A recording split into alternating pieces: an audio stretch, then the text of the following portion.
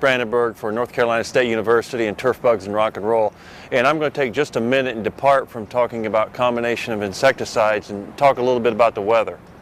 Last year the weather was really a big issue because in 2012 in the majority of the United States we had the warmest year on record, and we had a particularly warm winter time in 2/3 of the U.S.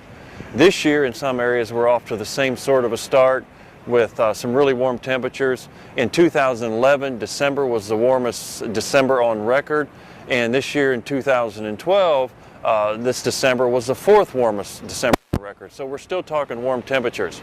And behind me you see trees that are blooming, and while these trees often bloom late in January, they were blooming just a few days after Christmas, so obviously things are ahead of schedule. And already I'm getting questions about what's going to do to insect populations, what's going to happen.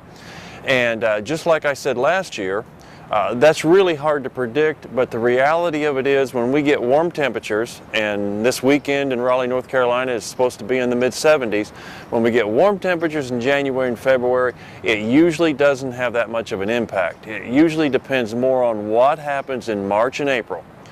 But the bottom line is, the only way we really know is if you've had warm temperatures is to get out a little bit earlier in the spring and take the time to really scout and monitor what's going on and make sure you don't get caught off guard.